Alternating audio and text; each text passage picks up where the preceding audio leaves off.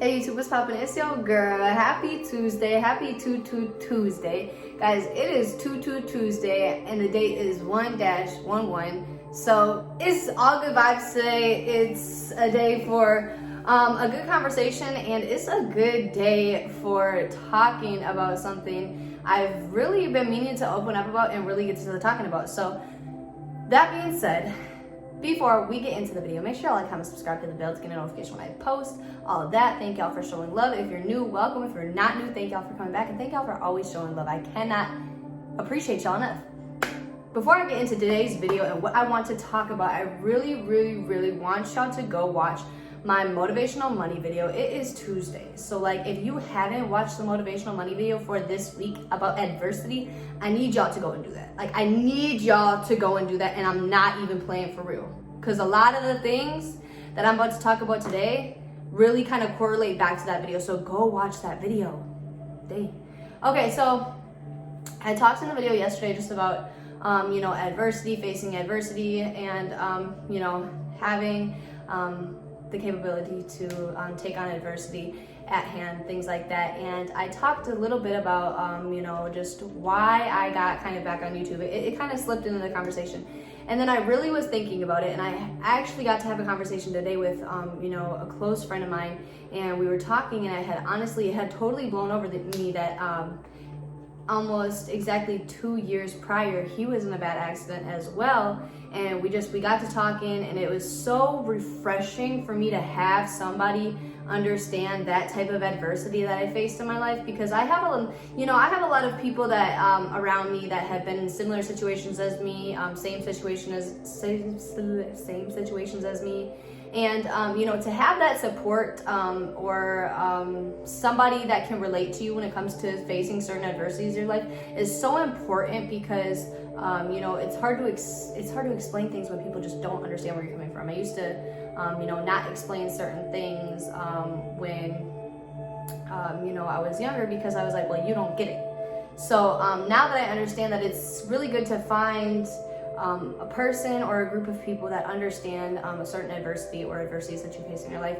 And we were talking, and that the conversation was so much needed, that I really was just reflecting back on what I said about adversity yesterday, and just how me facing one of the biggest adversities that I've ever faced in my life really pushed me to get back on YouTube. So I really wanted to just touch on why I got back on YouTube. Why I had fallen off for a little bit. So if you guys didn't know, if you guys do know, I used to be on YouTube about 2 years ago.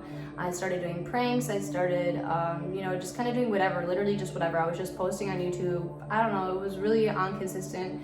It was probably like once every week, once every 2 weeks. Literally just whenever I wanted to post, I would promote. And it wasn't really authentic. It really was just, it was fun and everything, but it just wasn't authentic. And then I ended up going to cosmetology school, and just the energies there and just how the school was for me, really threw me off. It actually had me learn a lot more lessons, but I kind of fell off of YouTube because I couldn't, the energies that I was around at school and just the things that I was facing when I first moved out here, I could not balance that on top of being on YouTube. So I had fell off, and then I had graduated school, and even towards the end of school, I had, always, I'm gonna get back on YouTube, I'm gonna get back on YouTube, I'm gonna get back on YouTube. I shot videos, I shot public interviews, never posted them, never edited them. And it was just a lot of me doing a lot of this about how I'm gonna get back on YouTube, and not any action or, videography of me actually getting on YouTube. So I had went back home to celebrate that I had graduated cosmetology school, and just taking the next big step into my life. And I had went out with some friends of mine, and we were in a very bad car accident. We were going, I don't even know how fast they said that we were going like 90 plus miles per hour, 95 plus miles per hour, and we pretty much lost control of the wheel, and we totally flew through a telephone pole power line, knocked the power out of that entire street, and we flew through a metal fence, not like a wire fence that you see at like schools, like a metal pillar fence.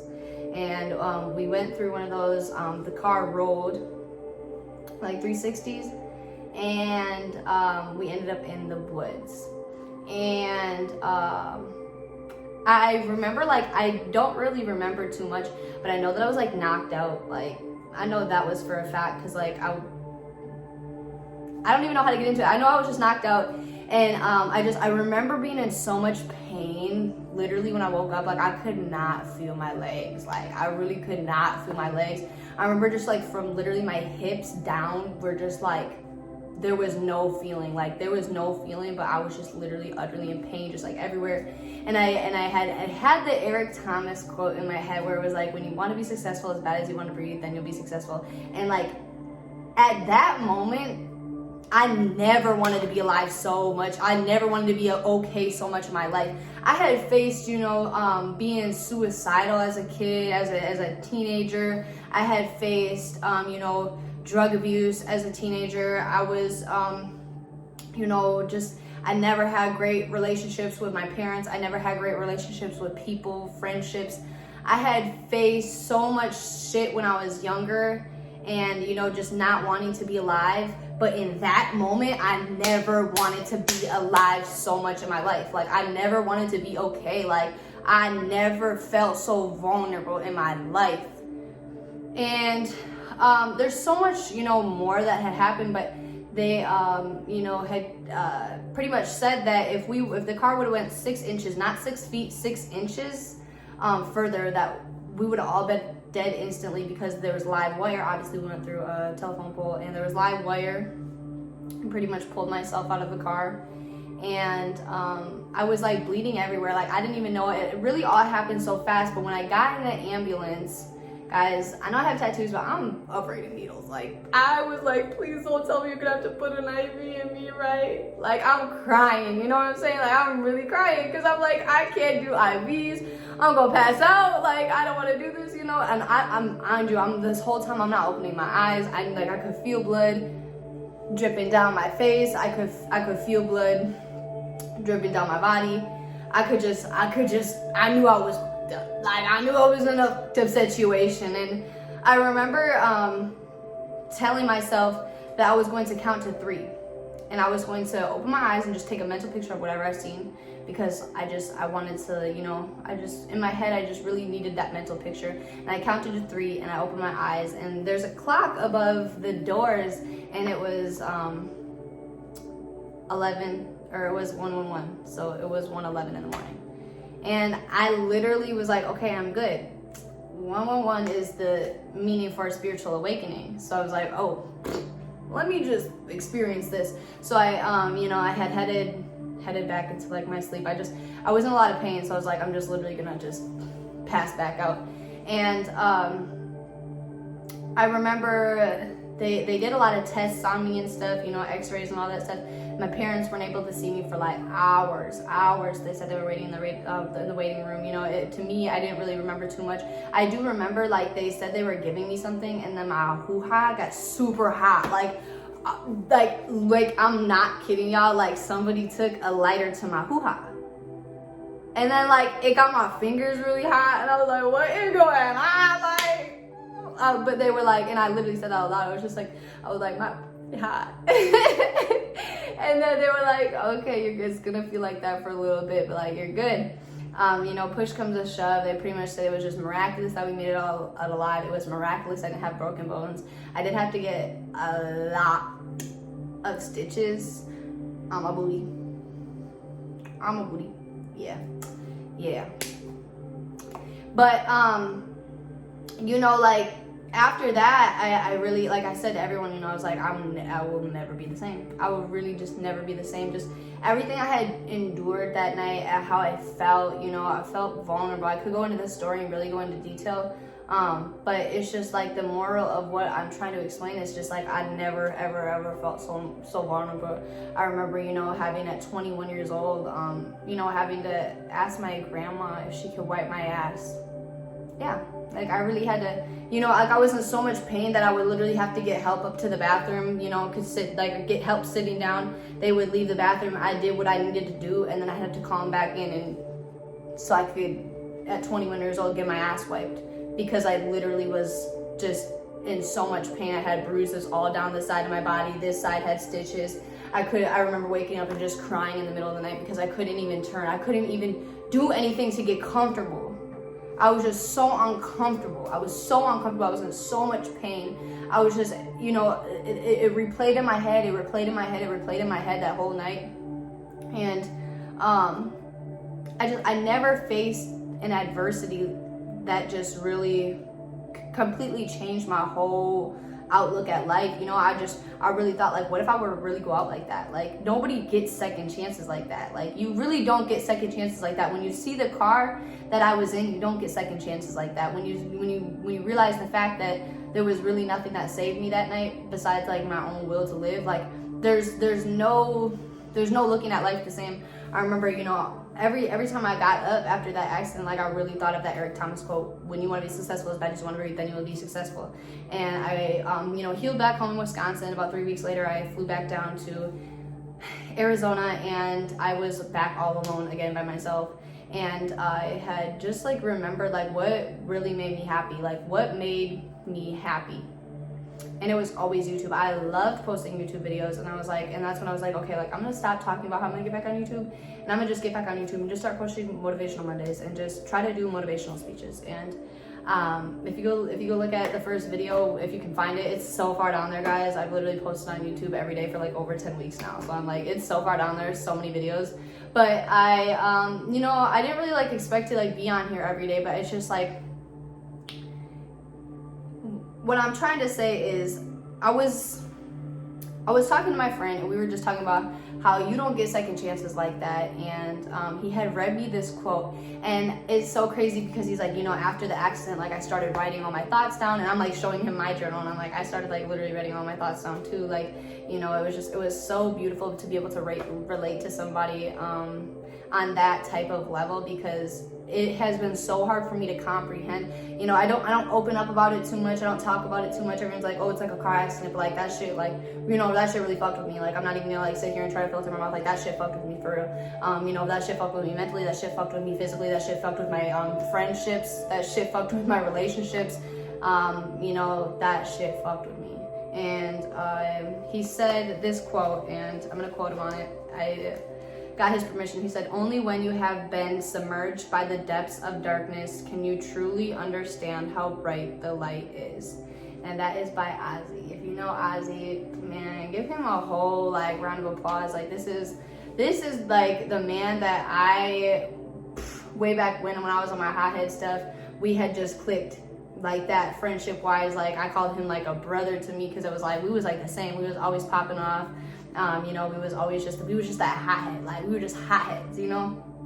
And it's just so crazy to see how far we both come. And, you know, we talk about it time and time again, and it's just like really facing that adversity is like really what grew our capacity to just continue to grow. And that's why when I said my quote yesterday, your capacity to handle adversity will be your tickets to success. Like, that's just the knowing. That's how we know so much that we are going to be so successful in this life, because you don't get chances like that. You don't, you know, I had went through some things before I had even went down and got in the accident. I had gotten in the accident, like I said, guys, after the accident, I had not only, you know, lost myself for a little bit, but I had lost friends. I had lost the only friends that I had really in Arizona. I had lost people that I thought were my friends.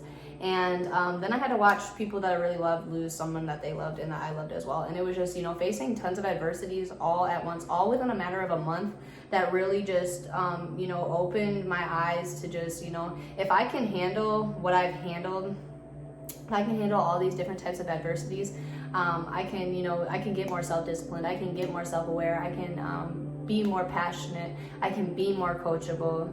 And I want to keep going more in depth about adversity. I talked about it today with my friend. I want to do almost like how I did. If you guys were tuned in for my passive income series that I had, and if you haven't, go watch that passive income series, because that shit was fire. But if you watch my passive income series, I want to do you know, an adversity series, just for the basic fact that I talked about it yesterday. I said you can have self-discipline, you can have self-awareness, you can have passion, you can have coachability, you can have everything that it takes to have a passive income mindset. But if you cannot handle adversities, if you cannot face adversities and handle them, you could never reach your potential success. And I said that only because if you cannot handle difficulties and handle misfortunes and continue to let those build you and grow you, and you take them as like your world is just crashing down around you, you will not be successful. It won't work. You will not grow from it, physically, mentally, spiritually. So I wanted to do an adversity series and just kind of go in depth of how to face adversities, different type of adversities, and so on and so forth. So I think that is something I'm going to start doing going forward. So that's why today I wanted to share with you, what really clicked for me when it came to adversities. Because guys, when it comes to adversities, I faced many adversities before the accident, but I never let them change me in such a positive way. And I had so many adversities before that could have changed me in positive ways, but it literally took me to look death straight in the face to really wake up, like to really have this switch in here, switch and wake up. So I wanted to share a little bit of my story with you guys. This is, like I said, this is just nothing when it comes to my story. I hope one day that I can really get to go fully in depth with you guys and share my all-around story and upbringing. But I'm in the works of writing a book, so it will be here someday, somehow, some way. But that being said, I appreciate you guys for tuning in. I appreciate you guys for listening. I appreciate you guys for always just being here for me and showing love. And like I said, I have my book club tonight at 6 p.m. Mountain Time, 7:30 p.m. 6:30 p.m. Mountain Time, 7:30 p.m. Central Standard Time. And make sure you guys tune in. I talk a lot about the law of attraction, law of perception, the law of intention, all those types of things. And I read a book called The Secret, and we have a discussion on it. It's great vibes, great discussions. And if that's something that you're trying to get more in tune with and learn about, make sure y'all tune in. And I appreciate you guys for watching. I will see you guys tomorrow for Woke Wednesday.